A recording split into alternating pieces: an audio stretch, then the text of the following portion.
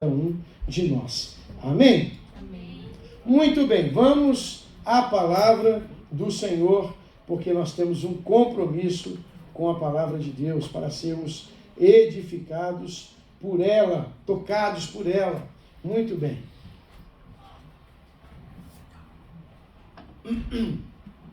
Abra sua Bíblia aí no livro de 1 Reis, a partir do capítulo 18, eu quero ler uma pequena porção dessa palavra com você, e eu vou pedir para você deixar depois a tua Bíblia aberta neste livro. Nós vamos caminhar um pouco no capítulo 17, 18, e vamos poder compreender um pouco mais desse texto. Amém? Muito bem.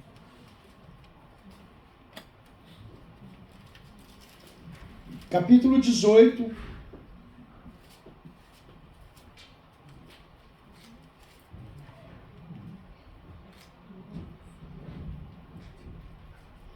versículo de número 30. Quero só ler um pedacinho desse texto.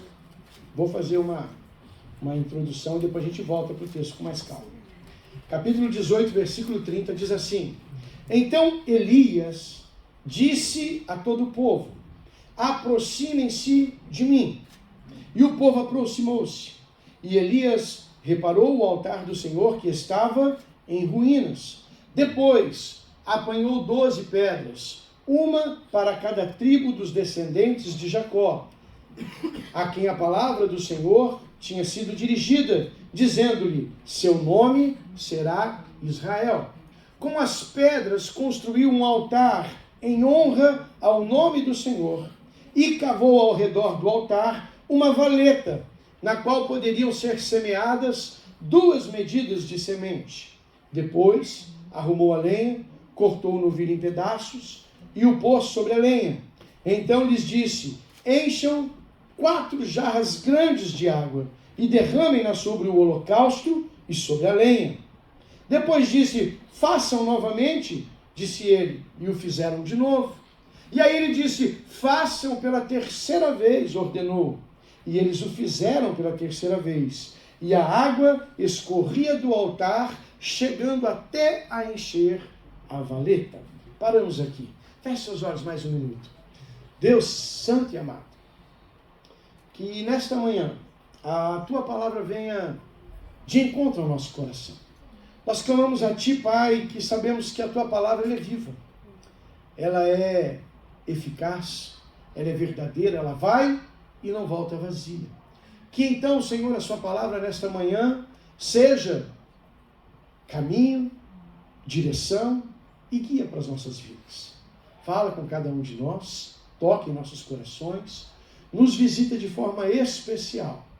Até aqui, Senhor, nós falamos com o Senhor, nós cantamos ao Senhor, nós adoramos ao Senhor, nós oramos ao Senhor. Mas agora nós queremos ouvir a Tua voz. Fala conosco, Pai. Fala com cada um de nós. Em nome de Jesus. Amém. Amém, querido? Amém. Você está pronto? Amém. Você quer que Deus fale com você nessa manhã? Amém. Amém. Se você quer, querido, então está ótimo, porque Deus também quer. Deus quer falar conosco. Deus quer visitar o nosso coração. Deus quer encher a nossa alma de alegria, de autoridade e poder. Então, prepara teu coração.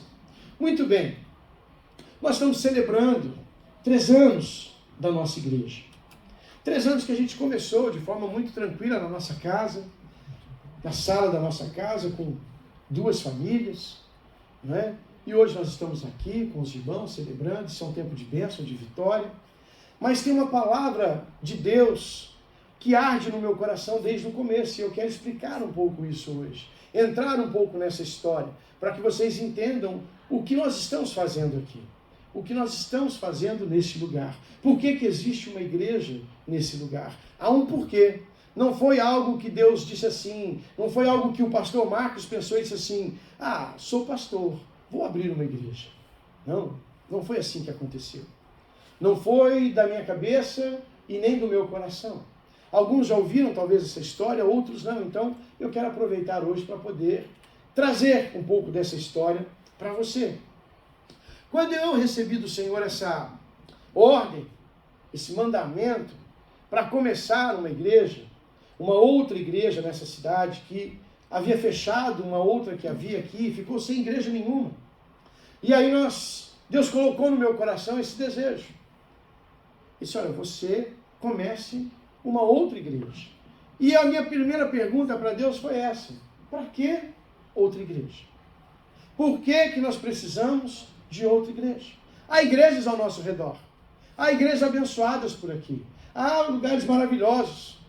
Mas Deus disse, aqui em Stanford não tem. E é você que vai começar. Eu disse, tá bom? Porque com a ordem de Deus, irmão, a gente não brinca. Não é? A gente não brinca. Eu aprendi o seguinte, com Deus, se Deus falar para você, senta, você não pergunta onde, você senta. Se Deus falar para você, vai, você não pergunta onde, você vai. Você vai. Com Deus, a gente não discute, a gente obedece. Com Deus, a gente não quer saber o porquê, para quê. Não dá para conversar dessa forma com Deus. A única coisa que Ele disse é com você. Então comece. E aí eu disse, Senhor, mas por que mais uma? Já tem outra. Por que nós temos que começar outra igreja? Tem outras igrejas ao nosso redor. E aí Deus me levou nesse texto de 1 Reis, capítulo 18. E Ele me fez lembrar desse fato, de Elias subindo ao monte e restaurando o altar do Senhor, preparando o sacrifício para o Senhor. E aí eu disse, Deus, o que o Senhor quer dizer com isso? Eu já vi esse texto, eu já li esse texto, eu já conheço esse texto. Por que o Senhor está colocando esse texto no meu coração? Ele disse para mim, porque assim como em Israel, um dia não havia altar para o Senhor, aqui em Stanford também não há um altar para o Senhor. O meu altar foi quebrado, ele disse. O meu altar foi derrubado. O meu altar está abandonado. Então você vai restaurar, você vai levantar um outro altar. Um outro altar. Eu disse, então não é uma igreja. Ele disse, não é uma igreja, é um altar. Não é uma igreja, é um altar. Então o que você vê aqui não é uma igreja. Pastor, como não? Não é igreja, é altar. E você vai entender no decorrer da história. Deus disse, meu altar não queima mais. Meu fogo não queima mais. Não há mais sacrifício, não há mais culto, não há mais nada nessa cidade. E isso precisa ser restaurado. E nós começamos então a levantar um lugar de restauração. Um lugar de restauração. Essa igreja nada mais é do que um lugar de restauração. Restaurar vidas, restaurar a adoração, restaurar a presença, restaurar o fogo do Senhor. Essa é a nossa missão. Restaurar homens e mulheres de Deus. Restaurar um lugar da presença de Deus. E nós começamos assim. E aí eu disse, Senhor, vou começar como? Ele falou, começa na tua casa. Começa na tua casa. E de casa você já sabe, nós fomos para o hotel, depois do hotel a gente veio para cá. E foi uma bênção. Tem sido uma bênção. E assim nós temos feito todos esses anos. Não é? Essa casa então se tornou um lugar de restauração de fé. Essa casa se tornou um lugar de restauração, de adoração para Deus. Famílias foram restauradas. Pessoas foram trazidas de volta e conectadas outra vez com Deus. Você sabe, eu estou falando de você. Pessoas que não queriam mais servir a Deus. Muitos chegaram aqui para mim, pastor, olha, eu estou vindo aqui, mas olha, estou cansado desse negócio de Deus, de igreja. Eu falei, então tá ótimo, irmão, aqui não tem igreja, aqui tem altar. É aqui então que é teu lugar. Ah, mas eu estou quebrado, pastor, estou chateado, estou triste. Senta aí, irmão, Deus vai te restaurar. E assim tem feito com algumas famílias aqui, com algumas pessoas, com algumas mulheres, com alguns homens. E nesses dias eu estava meditando outra vez nesse texto. E eu pedi a Deus que me revelasse algo novo. E então mergulhei nessa história de Elias, dos profetas, e cheguei a uma palavra que Deus colocou no meu coração. E é isso que eu quero ministrar para vocês nessa noite, nesta manhã. Amém. Glória a Deus. Deixa eu falar uma coisa para você. Se eu pudesse colocar um tema nessa mensagem, seria muito simples. Prepare o altar. Prepare o altar, que Deus manda o fogo. Não foi assim com Elias? Preparou o altar, depois Deus mandou o fogo. Deus podia ter mandado o fogo antes. Ele pode. Há 12 situações na Bíblia onde Deus manda fogo sobre a terra. 6 são para juízo. Você vai lembrar de Sodoma e Gomorra. Elias era um profeta do fogo. A Bíblia diz que soldados chegaram uma vez para prendê-lo e ele mandou descer fogo dos céus e queimou 50 soldados. Vieram mais 50, ele mandou descer fogo do céu e queimou também aqueles 50. Os outros 50 que chegaram já pedindo perdão, ajoelhado. Calma-te, profeta, por favor, não manda descer fogo, a gente só precisa te levar. E ele teve misericórdia e não desceu fogo. Deus desceu fogo sobre Gomorra, mas muitas vezes, 6 vezes foi para juízo, mas 6 vezes foi para acender o altar, ou para demonstração de poder e autoridade de Deus. Então, quando nós preparamos o altar, Deus manda o fogo.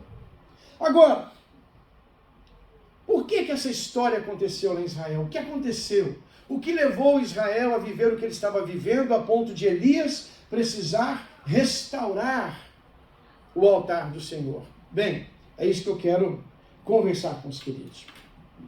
Nessa época de Elias, havia um rei chamado Rei Acabe. Acabe era um homem mau, filho de um outro homem muito mau, chamado Onri.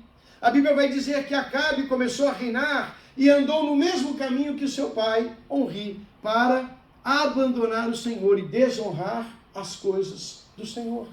A Bíblia vai dizer que Acabe foi um dos reis mais idólatras do reino de Israel. E para piorar, ele casa com uma mulher chamada Jezabel, cujo pai, o nome dele é Et-Baal, ou seja, como Baal. E ele casa com essa mulher, e a Bíblia diz que essa mulher levou ele a construir templo para muitos outros deuses, Baal e Astarote, que era o deus da época. Baal tinha uma característica especial para eles. Baal era o deus da chuva e da fertilidade. Eles criam que Baal era aquele que derramava chuva na terra no tempo da plantação, para que a plantação pudesse crescer. Então eles acreditavam que Baal era o deus da fertilidade. Eles acreditavam que Baal era o deus da produtividade. Eles acreditavam que Baal era o deus que faziam eles prosperar. E Acabe, ele entra nessa. Ele aceita isso. E ele começa a mandar derrubar todos os altares que existiam para Deus. E começa a construir nos lugares altares para Baal e para Astarote. Astarote é a mulher de Baal. É a deusa mulher de Baal. A ela era dado cultos. E seus cultos eram em forma de orgias, em forma de sacrifícios humanos. Terríveis, terríveis. E Israel então entra nessa, porque o rei ordena que pare o culto no templo. Havia o templo de Salomão, construído há pouco tempo, aquele templo maravilhoso. Mas o rei manda parar, e somente dentro do templo de Deus ele não constrói altar para Baal. Mas em todos os montes, em todas as colinas, em todas as montanhas ao redor, eles criam lugares, altares, onde eles sacrificavam, faziam seus cultos para Baal e para Astarote. Jezabel era uma mulher doida, endemoniada. E ela fez Acabe fazer as coisas mais terríveis que podia. Então eles mandaram matar os profetas do Senhor. Aqueles que não aceitaram deixar o sacrifício do Senhor e passar a adorar a Baal foram mortos. Os que tiveram medo de morrer e se renderam começaram então a ser os sacerdotes de Baal, os sacerdotes de Astarote. O povo foi corrompido, o povo foi colocado numa situação de idolatria. Abandone o Deus vivo e começa agora a adorar Baal. Em Israel, de agora em diante, foi dito por Acabe, só se adora Baal e Astarote. Nunca houve um rei na história que levasse todo o povo a desviar-se da fé do Deus vivo. E aí começa então essa decadência moral, começa essa decadência espiritual, começa essa decadência do povo de Israel, a ponto de no capítulo 17, você vai lembrar dessa história, Elias aparecer e dizer assim, bom, ele não disse isso, mas eu vou ajudar você, para você entender a história. Já que vocês acham que Baal é o rei da chuva, já que vocês acham que Baal é que desce chuva para poder alimentar a terra, segundo a minha palavra, não vai chover até que eu diga que vai chover. E a Bíblia vai dizer o quê? Que por 3 anos e meio não houve chuva, nem sequer orvalho na terra. Nessa época do ano, para nós é muito simples, né? Você abre a porta da tua casa e você vê que o orvalho desceu a noite inteira. Porque é a época das plantas crescerem. A natureza é perfeita, Deus é maravilhoso. Quando não chove, ainda assim tem um orvalho forte. Quando não, tem aquele fog, né? Aquela neblina, que quase é um chuvisco, você passa com o carro, parece que está chuviscando no carro. Assim também era em Israel. A Bíblia diz que o orvalho descia do Monte Hermon e banhava toda a terra. Não tinha muitas chuvas, porque era uma terra desértica e é até hoje. Mas ela tinha um orvalho muito forte em Israel. Mas nessa época nem chuva e nem orvalho, segundo a minha palavra. E aí então começa uma perseguição. E a Bíblia diz então que Deus manda Elias sair daquela terra e ir até o ribeiro. Vocês lembram? Ele vai até o ribeiro.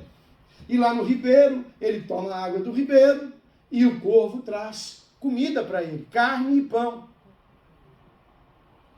Primeiro Big Mac, com direito a iFood, né? Com direito a Uber Eats, não é? Corvo Eats, não é? Primeiro, e lá estava Elias.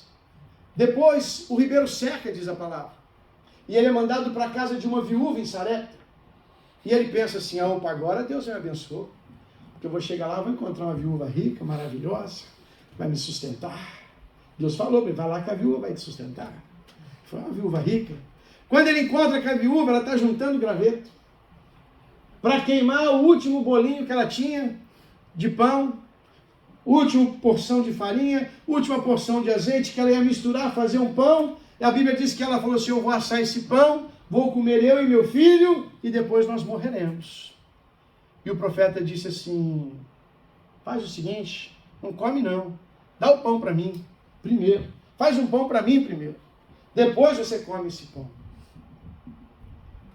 A mulher discutiu com ele, mas obedeceu. E a Bíblia vai dizer que se aquela senhora tivesse viva até hoje, a farinha da panela e o azeite da botija não tinha parado. Não tinha parado. Não tinha parado. Amém? Amém. Então veja, Elias causa essa confusão. Mas não é que ele causa uma confusão, o povo estava vivendo numa confusão. E ele coloca Baal em xeque. Ele diz, então é Baal que é o rei, é Baal que é o Deus. Então, segundo a minha palavra, ele não para nem coloca nem a palavra de Deus, ele é muito ousado. Esse conforme a minha palavra, não vai haver chuva e nem orvalho nessa terra. Não vai haver chuva e nem orvalho. E por 3 anos e meio, a Bíblia diz que houve uma crise tremenda no país. Tremenda, tremenda.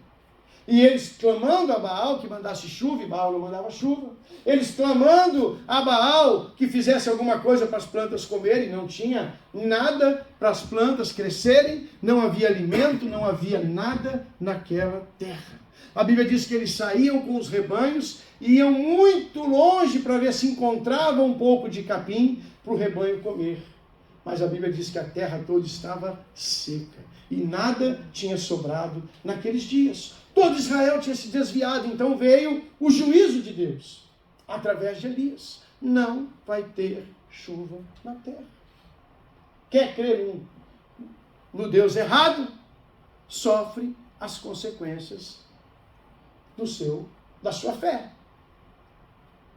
E os profetas de Baal, os sacerdotes de Baal, que eram sacerdotes do Senhor, muitos deles eram sacerdotes do Senhor, agora enganados, forçados por Jezabel, por Acabe, estavam servindo a outros deuses. E todos os altares do Senhor derrubados naquela região. Não havia um altar sequer que estava em pé. Dá um pulinho comigo aí, capítulo 19.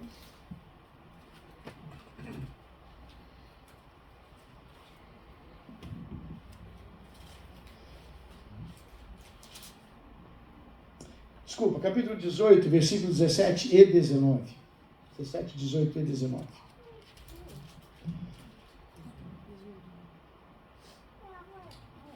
Elias regressa de estar lá na casa da viúva, ele regressa para Israel porque ele quer se encontrar com o rei. Chegou o tempo do juízo, passaram-se os 3 anos. E aí diz assim, olha, vendo-o Acabe disse, és tu, ó perturbador de Israel? E respondeu Elias, eu não tenho perturbado a Israel, mas tu e a tua casa, porque deixaste os mandamentos do Senhor e seguistes a Balaíns. Balaíns são os pequenos deuses de Baal. Agora, pois, manda juntar a mim todo Israel no Monte Carmelo, como também os 450 profetas de Baal e os 400 profetas do poste ídolo que comem na mesa de Jezabel. A situação do profeta era tão complicada, dos profetas de Israel, que eles se venderam para Baal em troco de comida. A Bíblia diz que eles comiam na mesa de Jezabel. Porque não havia comida na terra. Estava em guerra, estava em seca. Estava em tempo de sequidão. Então eles se venderam a sua fé por um prato de comida. Nós já vimos essa história uma vez, não é? Com Jacó e seu irmão, não é? Jacó e Esaú. E então os profetas estavam todos vendidos. A situação era terrível. Nada caminhava de forma normal naqueles dias. E Elias então, por mandamento de Deus, passados 3 anos e meio, ele volta para Israel. E ele faz esse desafio para Acabe. Ele volta, conversa com Acabe e diz, olha, vamos resolver essa situação. Manda todo Israel vir ao Monte Carmelo. Por que o Monte Carmelo, pastor? Por quê? Porque no Monte Carmelo era um monte mais afastado. E era o único onde ainda eles não haviam levantado um altar para Baal. Havia um altar do Senhor ali derrubado, mas eles não tinham levantado um altar para Baal. Porque eles tinham uma enganação com o povo. Já naquela época tinha falsos profetas e tinham falsos milagres. Eles diziam que Baal também mandava fogo. Eles diziam que Baal também mandava fogo. Só que o que eles faziam? Eles montavam seus altares para Baal em lugares estratégicos. E eles cavavam túnel por trás do altar. E eles colocavam betume. Você sabe o que é betume? Naquele tempo usava betume. Era aquilo que nós conhecemos como petróleo hoje. Como petróleo, o óleo mais grosso do petróleo. O betume é o piche. Eles pegavam aquilo altamente inflamável. Eles faziam um caminho de betume por dentro do túnel, que entrava debaixo do altar onde eles estavam. Então eles começavam a fazer o culto deles. E quando eles diziam, manda fogo Baal, alguém botava fogo ali e o altar acendia e o povo ficava, uau, Baal mandou fogo. Então Elias, sabendo que naquele monte não havia um altar para Baal, ele diz, me encontra aqui nesse monte, que eu quero ver vocês armarem que esquema. E ele diz, olha, prepara os seus profetas, prepara os seus sacerdotes e façam um altar para Baal. Eu vou aqui restaurando o altar que é do Senhor. E ele faz o desafio, ele diz, o Deus que responder por fogo, esse será Deus nessa terra. Não foi isso que ele disse no texto? Volta comigo lá, capítulo 18.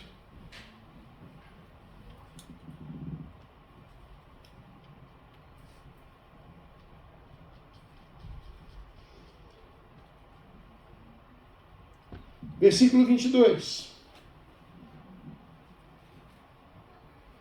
Disse Elias, eu sou o único que restou dos profetas do Senhor, mas Baal tem 450 profetas. Tragam, pois, novilhos, escolham eles um, cortem-no em pedaços e ponham sobre a lenha, mas não acenda o fogo. Eu prepararei um outro novilho e o colocarei sobre a lenha, e também não acenderei fogo nele. Então vocês invocarão o nome do seu Deus, e eu invocarei o nome do Senhor.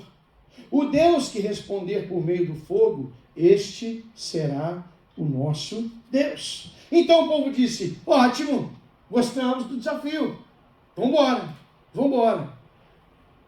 E aí começa a saga. A Bíblia diz que os profetas de Baal prepararam um altar, pegaram o animal, sacrificaram o animal, cortaram ele em pedaços, como era o costume da época, colocaram lenha sobre aquele altar, colocaram o animal em cima e começaram a orar, a clamar e a pedir que Baal mandasse fogo.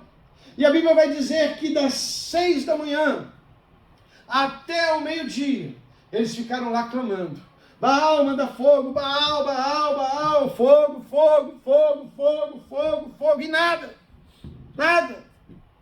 Claro que não ia acontecer nada. A ponto do profeta tirar uma lasquinha, que Elias tinha bom humor. Ele era um profeta bravo, mas ele tinha bom humor. E ele diz assim para o povo de Baal, fala assim: vai, grita mais alto, gente. Talvez Baal está dormindo, não está escutando. Grita mais alto, clama, chora, pula. E a Bíblia diz, a história diz, que a forma deles fazerem culto incluía martirizações. Então eles pegam pequenos chicotes. Vocês já viram isso talvez em outras religiões? Pessoas que andam com um chicotinho batendo nas costas assim, não é? E vai para lá e para cá, e aquilo sangra, aquilo machuca, aquilo vai. Diz que eles desde cedo cavam dessa forma, e já estavam sangrando, já estavam machucados. Aí quando a coisa não acontecia, a Bíblia vai dizer que outra forma deles clamarem, eles tinham como que uma dança, que era do fogo, da chuva, que incluía ele andar e colocar um joelho no chão, andar e colocar o outro joelho no chão. Por isso, você vai ver Elias dizendo: até quando cocheareis entre dois deuses? Porque chamavam isso de cochear, bater com a coxa no chão, bater com a coxa no chão. Então eles estavam ali tentando chamar o Deus deles, chamar a presença desse tal de Baal, e vai para lá, e vai para cá, e clama, e clama, e clama, e clama. Lá no versículo 26 você vai ver assim, que eles pegaram um novilho, colocaram e clamaram o nome de Baal desde de manhã até o meio-dia. Ó Baal, responde-me. Gritavam, dançavam em volta do altar que haviam feito, mas não houve resposta nenhuma. Ninguém respondeu. Ao meio-dia começou Elias a zombar dele. Grite mais alto, dizia. Já que ele é um Deus, quem sabe está meditando, está ocupado, está viajando. Elias zoa demais, né? Talvez esteja dormindo, precisa ser despertado. Então passaram a gritar mais alto e a ferir-se com espada, com lanças, de acordo com o costume dele, até sangrarem. Passou o meio-dia e eles continuaram profetizando em transe até a hora do sacrifício da tarde. O sacrifício da tarde é às 3. Esses homens estavam clamando das 6 da manhã às 3 da tarde. Clamando para um Deus que não podia responder-os. Clamando a um Deus que não podia responder-os. E, enquanto isso, como é que está o profeta? Preparando o altar. Ele disse: olha, vocês são 400 só de Baal.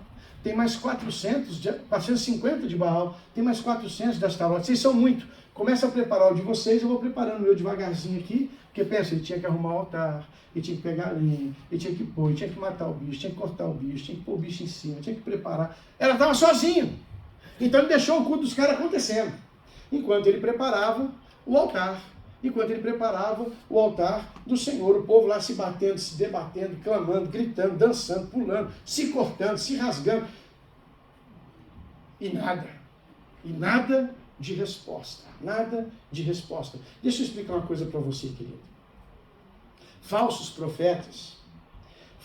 profetas nos levam para falsas adorações. E falsas adorações não trazem respostas de Deus para nós. Não trazem respostas de Deus para nós. O falso profeta, o profeta corrompido, o profeta que se troca por um prato de comida, o profeta que abre mão da palavra de Deus, que abre mão do caminho do Senhor, que abre mão de estar na presença do Senhor, O sacerdote que abre mão de servir ao Senhor para servir a qualquer coisa, ele não leva o povo a uma adoração verdadeira. Um sacerdote corrompido, ele levanta um altar falso e ele destrói a nossa fé. O povo todo estava lá assistindo. Vai, Baal, vamos, Baal. Vamos, Baal, dá um jeito aí, Baal. E nada. Aliás, eu costumo dizer que a resposta de Deus para falso crente é levantar falsos profetas. É levantar falsos sacerdotes. Pessoas que pregam mentira para quem gosta de viver na mentira. Então cuidado com o que você ouve por aí. Cuidado com o que você ouve, né, no dia a dia. Há muita gente falando em muitas controvérsias, mas poucas falando em nome de Deus. Falando realmente em nome de Deus. Naquele tempo já era assim, imagina hoje. Com internet, com YouTube, com Instagram, todo mundo quer falar, todo mundo quer aparecer, todo mundo quer dar pitaco, todo mundo quer dizer que sabe, todo mundo quer falar que é bom. Cuidado com o que você ouve. Cuidado. Um falso profeta te leva a levantar altares falsos também e vai destruir a nossa fé. Quando Elias vê o povo perdido, quando Elias vê a nação perdida, ele não tem outra coisa no seu coração senão chamar a Deus e dizer: Deus, nós precisamos trazer esse povo de volta. E Deus compromete-se com Elias e diz: vamos, Elias, vamos buscar esse povo outra vez. E Elias então faz o desafio, chama o povo de volta para perto de Deus. A Bíblia vai dizer assim: manda vir a mim. Elias diz: manda vir a mim todo o Israel. Manda vir a mim todo o Israel. O profeta de Deus, irmão, ele não tem medo de chamar o povo para andar com ele. Não tem medo de chamar o povo para estar com ele. Não tem medo de chamar o povo para estar perto. Eu tenho medo desses líderes que são isolados. Você não alcança a pessoa. Você não chega perto da pessoa. Quando fica famoso, então tem até segurança. O negócio é esse de pastor. Pastor tem que ter cheiro de ovelha, gente. Pastor tem que estar no meio do povo. Pastor tem que ser ali, ó, com a gente. Pastor, mas eu amo aquele pastor lá do YouTube, da internet. Não tem problema nenhum você amar ele. Mas no dia que você apertar teu sapato, ele não vai orar por você. Ele não vai com você, né, visitar teu filho, ele não vai buscar você lá no hospital. Não vai. Não que ele seja bom. Ele não vai porque ele está longe. Não vai porque, às vezes, situações assim. Você conhece ele, mas ele não te conhece. Não é? E o pastor diz que ele conhece as suas ovelhas, e a sua ovelha ouve a sua voz. Não dá para ser pastor à distância. Eu não sou a favor disso.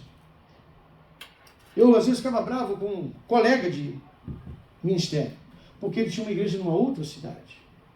Eu disse: como é que você pastoreia teu povo se você mora longe deles? Como é que você sabe que teu povo está passando se você mora longe deles?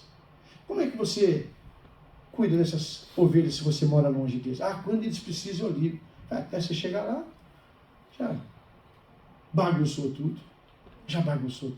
Tem que estar perto, tem que estar junto. E Elias não tem problema com isso. Ele diz assim: traz o povo para perto de mim. E o povo vem, todo mundo vem. E vem aquele povo todo quebrado, todo arrebentado, servindo a Baal. Todos eles quebrados financeiramente, porque havia uma crise na terra, 3 anos e meio de crise. Irmão, 3 anos e meio sem água, morreu o gado, morreu as plantas. A semente que tinha você já comeu. Acabou tudo. Você tem aí hoje poupança para 3 anos e meio sem trabalho? Você tem, irmão? Presta um.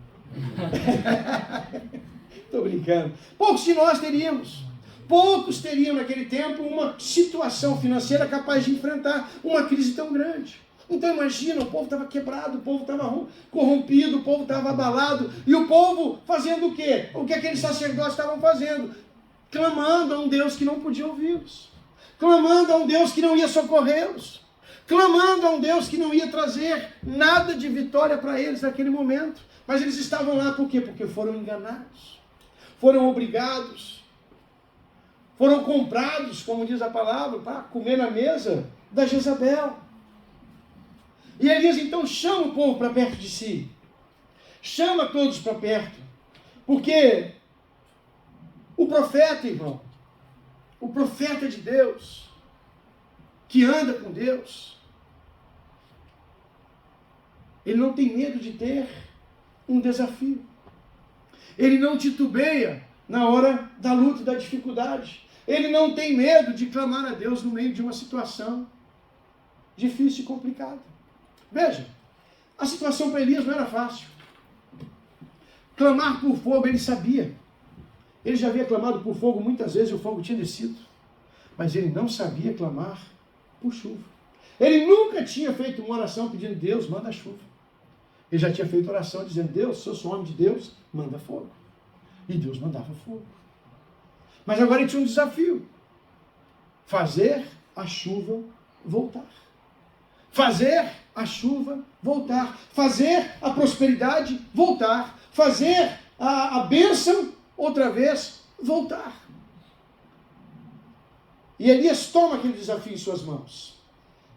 E eu gosto demais do texto, porque o texto vai dizer para nós que enquanto os profetas estavam como loucos, dançando, tentando fazer alguma coisa, a Bíblia vai dizer que Elias estava preparando o altar. Preparando o altar do Senhor. Versículo de número 30 que nós lemos, volta lá nele, capítulo 18, versículo 30. Olha só a atitude de Elias. Então Elias disse a todo o povo: aproximem-se de mim. E o povo aproximou-se. E o que Elias fez? Falou alguma coisa para o povo? Não. Ele reparou o altar do Senhor que estava em ruínas. Ele começa reparando o altar. Ele começa arrumando o altar, porque o altar havia sido derrubado, destruído. Ele começa a arrumar aquele altar. Depois a Bíblia diz que ele apanhou 12 pedras, uma para cada tribo dos descendentes de Jacó, e colocou também ali ao redor daquele altar. Com as pedras ele construiu um altar em honra, versículo 32, com as pedras ele construiu um altar em honra ao nome do Senhor. Se havia um povo honrando a Baal, havia um homem que estava ali para honrar ao Senhor. Ele constrói aquele altar em honra ao Senhor. E a Bíblia vai dizer que depois ele pega a lenha, coloca sobre ela. E aí vai dizer que ele pega o novilho, corta. O costume de Israel também cortava o novilho em 12 partes, um para cada tribo de Israel. Ele corta aquele novilho em 12 partes, coloca sobre a lenha. Mas para o desafio ficar bom, ele fala assim: queimar é fácil, queimar lenha seca é fácil. Quero ver queimar lenha molhada. E ele diz: traz água. 4 jarros de água, grandes. Pela medida que a Bíblia diz, seria mais ou menos 40 litros cada jarro. Ou seja, 120 litros de água cada vez que trouxe. Ele manda trazer uma, ele manda trazer 2, ele manda trazer 3 vezes. 3 vezes ele manda trazer 4 jarros de água. 1 jarro de água para cada tribo de Israel. 3 vezes 4, 12. 12 pedras, 12 pedaços de um novilho, 12 vasos de água. Ele coloca uma pedra para o nome de cada tribo, para honrar o Senhor por aquela tribo. Ele coloca um pedaço de novilho para cada tribo, para sacrificar por cada tribo ao Senhor. E ele derrama água. Irmão, pensa comigo. 3 anos e meio atrás ele orou e falou para quê? Hã? Quem que veio hoje aí? Eu estou sozinho. Meu Deus do céu. Meu pai. Para parar do que, de? Tinha água na terra? O riacho que ele começou bebendo água tinha secado. Qual era a coisa mais valiosa na terra nesses dias? O que ele manda derramar? Água. E não é pouca. Irmão, de 30 a 40 litros em cada galão. 160, né? São 4 galões, né? 4 galões ele mandou trazer, 4 jarros. São de 120 a 160 litros. É quase 600 litros de água. jogado no chão. Mas ele colocou no altar do Senhor aquilo que tinha de mais valioso e precioso naquele momento. O que o povo tinha mais falta, ele disse, dá ao Senhor. E eles colocaram ali no altar do Senhor. Agora veja, a gente lendo, parece que ele levou 5 minutos. Gente, não leva 5 minutos para fazer isso. A Bíblia vai dizer o quê? Que durante 9 horas, os profetas de Baal montaram um altar, sacrificaram um animal, colocaram sobre ele e começaram a cultuar o Deus Baal até as 3 da tarde. Lá para o meio-dia, nem Elias aguentou e começou a tirar onda. Né? Mas eles foram até 3 da tarde. Pensa no povo, né? Hoje o culto vai até as 3, irmão. Segura aí. Segura aí. Hoje nós vamos clamar aqui até as 3. Não é? Aí veja. Todo esse tempo, Elias levou fazendo o quê? Reparando o altar do Senhor. Ele não foi buscar pedra ali. Não é uma pedra qualquer. Primeiro ele teve que pegar as pedras que existiam no altar e fazer elas montarem de novo. Colocar ela no lugar outra vez. Ele levou tempo. Os profetas de Baal rapidamente montaram o seu altar, montaram o seu sacrifício e foram passar a clamar, a orar. O profeta não. O profeta não teve esse tempo todo. Ele precisou gastar tempo preparando o altar, gastar tempo arrumando lenha, gastar tempo arrumando as pedras, gastar tempo preparando o novilho, gastar tempo preparando tudo ali, para só depois, às 3 da tarde, ele ter tempo de parar e fazer o seu clamor ao Senhor.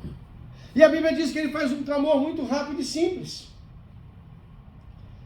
Veja aí, versículo 36. A hora do sacrifício, o profeta Elias colocou-se à frente do altar e orou. Ó Senhor, Deus de Abraão, de Isaque e de Israel, que hoje fique conhecido que Tu és Deus em Israel, e eu sou teu servo, e que fiz todas estas coisas por ordem tua. Responde-me, ó Deus, responde-me, para que este povo saiba que tu, ó Senhor, és Deus, e que fazes o coração deles voltar para ti. Aí a Bíblia vai dizer, então o fogo do Senhor caiu e queimou completamente o holocausto, a lenha, a pedra, o chão e também secou totalmente a água que estava na valeta. Veja, Elias sabia clamar por fogo. Ele já havia feito isso muitas vezes. Mas ele tinha um desafio aqui muito grande. E ele clama pelo fogo do Senhor. Mas a gente tem que entender o seguinte, não é Deus que resolve mandar o fogo dos céus. Não é a decisão de Deus para mandar o fogo dos céus. É o coração de Deus que aceita o sacrifício e o altar levantado pelo profeta, que traz o fogo dos céus. Deus pode mandar fogo em qualquer situação. Mas o fogo ali só desceu porque Deus aceitou o altar. Porque Deus aceitou a oferta. Porque Deus aceitou o sacrifício. Porque Deus aceitou o culto dado por Elias. Então, o que traz o fogo dos céus não é o meu clamor. Até porque o clamor errado não vai para lugar nenhum. Faziam 9 horas que o povo de Baal estava clamando. E não teve fogo do céu. Não teve fogo de lugar nenhum. O que eu quero ensinar para você aqui, e ó, pega tudo que eu falei e resolve aqui, nessa frase aqui, ó. Pega tudo. Vou voltar lá no começo. Se eu pudesse pôr um nome na mensagem, eu ia colocar no teu coração agora. Prepara o altar. Repara o altar. Que Deus manda o fogo. Amém. Esse foi o segredo de Elias. Preparar e reparar e colocar o altar do Senhor em ordem. Deus não aceita sacrifício de altar quebrado. Deus não aceita sacrifício, oferta de altar caído. Deus não aceita oferta e sacrifício de coisas derrubadas, de coisas abandonadas. Quantos de nós havíamos abandonado a fé em Deus? Quantos de nós aqui havíamos abandonado o culto ao Senhor? Quantos de nós aqui já havíamos abandonado a expectativa de ver o fogo de Deus outra vez? Mas Deus chamou a gente para quê? Para restaurar o altar. Para restaurar o altar. Por quê? Um altar restaurado e preparado, ele está pronto para receber o fogo do Senhor. Então, quando Deus disse para mim, repara o meu altar nessa cidade, Ele não disse para eu juntar pedra. Ele não disse para eu pegar um boi. Ele não disse para eu juntar lenha. Ele disse para eu sarar pessoas. E aí eu faço um desafio. Quantos de nós aqui viemos para esse lugar e já não tínhamos mais esperança de ser felizes adorando a Deus? Levanta sua mão. Deixa eu ver, gente. Eu lembro de você. Quantos de nós aqui já não tinha mais o prazer de estar na casa do Senhor? Levanta a mão. Levanta a mão, querido. Está com vergonha? Levanta a mão. Quantos mais? Quantos mais, gente? Quantos mais? Levanta a mão. Deixa a mão levantada. Deixa a sua mão levantada. É uma pedra, outra pedra. Mais um aqui que levantou, mais um que levantou. Quantos de nós já não tínhamos mais alegria de adorar? Alegria de estar na presença? Ah, vamos para o culto. Culto. Oh. E hoje levanta feliz e alegre e vem para o culto. Deixa eu ver. Amém. Glória a Deus. Glória a Deus. É isso que o Senhor nos chamou para fazer. Restaurar o altar da adoração. E deixa eu falar uma coisa para você. O que Deus colocou no meu coração para esses dias. O altar está quase pronto. Porque não repara o altar de um dia para o outro. Você não repara o altar do coração de uma pessoa de um dia para o outro.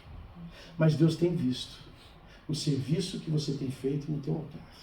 E Ele está dizendo para mim que está chegando o dia de mandar fogo. Está chegando a hora em que o fogo vai descer. Está chegando a hora em que o Espírito de Deus vai ser derramado, como foi derramada aquela água sobre o altar, e o Espírito de Deus vai se manifestar em fogo, em glória, em poder, em autoridade sobre a sua vida, sobre a sua casa e sobre a sua família. Porque o seu altar foi restaurado. Porque o seu altar foi colocado de novo em ordem. A Bíblia não nos chama de pedras vivas? Não é isso que o apóstolo Pedro vai dizer? Vós sois pedras vivas na construção da casa do Senhor. Nós somos como aquelas pedras do altar. Estávamos abandonados, jogados para o lado, largados para o outro, desanimados. Mas Deus está nos juntando. Deus está levantando de novo o seu altar. Deus está levantando um altar nesta cidade de uma forma poderosa. E para levantar um altar aqui, primeiro Ele precisa restaurar. Restaurando pedras, restaurando corações, restaurando vidas, restaurando a adoração, restaurando o louvor, restaurando tudo para que amanhã, ou qualquer dia desses, meu querido, vai haver uma manifestação dos céus. Vai haver uma manifestação dos céus tão poderosa sobre esse altar. Sobre esse altar. Que quem estiver aqui vai ver o fogo descer de forma poderosa. Vai ver a obra que Deus vai fazer de forma maravilhosa. Então, prepara o teu coração. Está chegando o dia em que o altar vai estar restaurado. E aí nós vamos colocar a oferta sobre eles. Nós vamos derramar água. Nós vamos derramar nosso choro, nossa lágrima. Nós vamos derramar do Espírito. E os céus vai responder a nossa oração. Está chegando o tempo. Está chegando o tempo em que Deus vai derramar fogo sobre esse altar. Esse altar. Esse altar. E não é de forma simples, não. Vai ser algo tão maravilhoso, tão poderoso, que quem vai assistir, irmão, vai ficar maravilhado de ver aquilo que Deus vai fazer. E olha, se você não arrumou o teu altar, arruma. Se você não está com o altar arrumadinho, arruma. Se você não está preparado, prepare. Ai, pastor, eu não sei, eu ainda estou... Olha, arruma o teu altar, querido, porque Deus quer derramar fogo. Amém. Ele quer derramar o fogo. Agora, gaste tempo. Gaste tempo preparando o altar. O povo de Baal, preparou o altar rapidinho, resolveram tudo rapidinho, e aí foram para a oração achando que ia resolver. Quando o altar está preparado, quando o coração está preparado, Não precisa de longas orações. Basta dizer: Senhor, se eu sou teu, responde com fogo. Se eu sou teu servo, cura minha casa. Se eu sou teu servo, entra na minha vida. Mas tem que preparar o altar primeiro, Belinda. É primeiro preparar o altar. Primeiro restaurar o altar. Primeiro arrumar o coração. Primeiro arrumar a sua vida. Primeiro colocar em ordem o altar, o sacrifício, a oferta, a oração, o Espírito. Tem que colocar tudo em ordem. Olha para a figura do altar. Primeira coisa, a pedra. Quem quer pedra? Nós. Nós falamos sobre isso. Você não é uma pedra qualquer. Lembra? Lembra? Moisés subiu no Monte Sinai, encontrou-se com Deus, ficou 40 dias lá, tinha muita pedra sobre o monte, ele pegou 2, escreveu as leis e desceu. Se tivéssemos essa pedra hoje em algum museu, ia ser o lugar mais visitado do mundo. E eu não ia. Você já tinha dado um jeito de lá ver. E eu não ia. Por quê? Porque aquela pedra já não é mais uma pedra normal, agora ela é uma pedra que carrega uma história. Ela é uma pedra que carrega uma palavra. Eu não sou uma pedra normal, você não é uma pedra normal, você carrega uma palavra. Deus escreveu no nosso coração. Tem muita pedra no Sinai até hoje, vai lá, você tropeça numa. Mas aquela está lá, por quê? Porque ela é uma pedra do Sinai. Mas eu e você não. Nós somos escolhidos. E agora nós não somos mais uma pedra qualquer. Nós carregamos uma mensagem. Carregamos uma mensagem. E a figura do altar é simples, ele começa com pedra. Ou seja, restaura vidas. Restaura a sua vida, restaura a sua vida, restaura a sua vida, restaura a sua vida. Depois ele diz, agora coloca lenha. Irmão, lenha você já sabe para quem que é. Pastor, o que a lenha tem a ver comigo hoje? Chama oração. Você quer que o altar acenda? Começa com oração. Oração. Oração. Pastor, mas o que mais que tem de figura nesse altar? Tem o sacrifício. Ele pegou o animal, colocou em sacrifício ao Senhor. Ele ofertou ao Senhor. Colocou seu sacrifício diante do Senhor. E depois ele derramou o quê? Água. Incomum. Ninguém monta uma fogueira e joga água primeiro, antes de pôr fogo. Nem depois de pôr fogo quer jogar água. Hã? Você já viu alguém montando fogueira, jogando água? Não? Só esse profeta aqui. Só esse profeta aqui. Por que você não joga água? Porque senão você não acende o fogo. Então os churrasqueiros aqui. Né? Você joga álcool ou água lá no carvão? Hã? Álcool, né? Álcool gel, sei lá o que você joga lá. Água a gente não joga. Mas que água é essa que o profeta jogou? Presença do Espírito, querido. Presença do Espírito. Ele se encheu do Espírito, ele se encheu de oração, ele preparou a oferta, ele preparou o sacrifício, ele honrou o Senhor, e depois ele só precisou dizer, Senhor, se eu sou teu servo, manda fogo. Não precisou se cortar, não precisou passar o dia inteiro clamando, não precisou passar o dia inteiro andando de joelho, não precisou pagar promessa, os caras estão pagando promessa, andando de joelho, subindo um monte de joelho, descendo um monte de joelho. Né?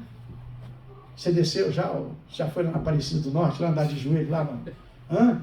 Subiu o Corcovado de joelho. Então os malucos aí. É ou não é? Não! Ele preparou o ambiente. Quando ele preparou o ambiente, o fogo desceu. O que nós estamos fazendo aqui é preparando o ambiente. Pastor, mas de um dia para o outro a gente não resolve isso. Não consegue. Porque uns estão para frente, outros estão para trás, um estão mais cheio, o outro está mais vazio. Um estão querendo se encher, o outro está querendo esvaziar. Uns estão trabalhando para construir, outros estão trabalhando para destruir. Gente, quantas vezes já tentaram me matar aqui, vamos dizer assim, nesse lugar? Quanta gente já tentou me derrubar aqui nesse lugar?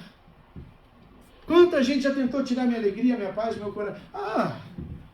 Eu estou olhando para eles igual Alfa, continua clamando, clama mais alto que ele está dormindo. Clama mais alto que ele está dormindo. Clama mais alto que ele está dormindo. Se nós resolvemos parar só porque a coisa está difícil, não vamos conseguir levantar o altar. Mas nós vamos continuar. Nós vamos perseverar. Nós vamos buscar as pedras, nós vamos buscar a lenha, nós vamos buscar o sacrifício, nós vamos encher do Espírito, nós vamos derramar do Espírito Santo no lugar, nós vamos derramar da unção de Deus nesse lugar. E na hora que Deus olhar dos céus e falar, está pronto o meu altar. Meu filho. A Bíblia diz que o fogo desceu de forma tão poderosa. Você já imaginou o fogo descendo? Porque a gente acende a churrasqueira lá, tal, é o máximo de fogueira que a gente sabe fazer. Né? A gente vai lá e taca o álcool lá, o negócio, e joga o fogo. Né? Até aquele, tem uns mais exagerados, assim, que joga álcool, assim, depois tem que jogar fogo de longe. Né? Queima até o side da casa. Os irmãos têm que ir lá trocar o side depois. Né? Queima tudo. Queima tudo. Queima a sobrancelha, queima o braço. Fica com aquele cheiro de galinha. E cheiro de galinha queimada. Mas já imaginou como seria você preparar aquela churrasqueira assim? E aí o fogo descer? Porque o fogo ele sobe. Não é? O fogo é normal de subir. Você olha para o fogo e ele está subindo. Fogo não desce. Água desce. Fogo não desce. Imagina o fogo descendo dos céus. Imagina o poder de Deus descendo sobre a sua vida. Imagina o poder de Deus, a unção de Deus descendo sobre a sua casa. Imagina o Espírito Santo derramando de forma poderosa, maravilhosa sobre você, sua casa, sua família, mudando a sua história, preenchendo o seu altar, sua casa, derramando poder e autoridade. Irmão, há um tempo que está chegando, ele está próximo, o altar está sendo levantado, o altar está sendo preparado, a oferta está sendo colocada, a lenha está sendo preparada, o Espírito está sendo preparado. Prepara que daqui a pouco vai chegar, vai descer. Porque não fui eu que pedi, não foi você. Foi Ele que disse que vai derramar dos céus. Prepara porque está chegando a hora. Está chegando a hora. E aí, irmão, o resto da história você já sabe. O fogo desce, o povo se converte outra vez, larga a mão da idolatria, larga a mão de tudo. Os que não quiseram largar a mão, a Bíblia diz que Elias matou todos os profetas que eram de Baal. E o povo voltou a dizer: só o Senhor é Deus. Só o Senhor é Deus. Só o Senhor é Deus. Só o Senhor é Deus. É tempo de nós não sermos mais como aqueles profetas que estavam, segundo a Bíblia, cocheando de um lado para o outro, mancando de um lado para o outro. Até quando, diz a palavra de Deus, vocês vão cochear entre dois deuses? Até quando nós vamos dividir a adoração de Deus com a nossa vida, com a nossa situação, com a nossa casa, com as nossas coisas, com a nossa família? Às vezes, o que Deus espera de nós é só nós abrirmos nosso coração e dizer: olha, eu tenho problemas, eu tenho lutas, eu tenho dificuldades, eu tenho sonhos, eu tenho planos, eu tenho tudo isso. Mas isso para mim é nada diante do Senhor, porque só o Senhor é Deus. Só o Senhor é Deus. Tem gente endeusa casamento, endeusa trabalho, endeusa carro. Meu Deus do céu, tem homem que trata o carro melhor que a mulher. A mulher precisa passar assim gasolina assim para ver se cheira ela.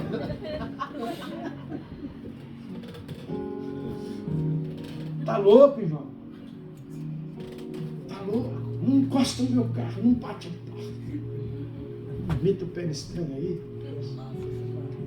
Só o Senhor é Deus, querido. O resto é detalhe. O resto é ilusão.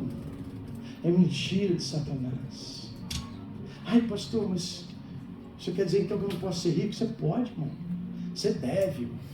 Você deve. As bênçãos do Senhor estão sobre a sua vida. Mas o dia que você parar de olhar para a riqueza como um Deus, ela chega na sua casa. Ela chega na sua casa. Ela não entrou ainda, porque Deus sabe que se Ele botar a bênção na sua vida, você endeusa a bênção e endeusa mais Ele. Então acorda. É tempo de tomarmos uma decisão. A quem nós serviremos? Por quem nós andaremos? Por quem nós oraremos? Por quem nós cantaremos? Por quem nós levantaremos as nossas mãos? Por quem nós estaremos aqui? Só o Senhor é Deus. Só o Senhor é Deus. Vamos ficar de pé.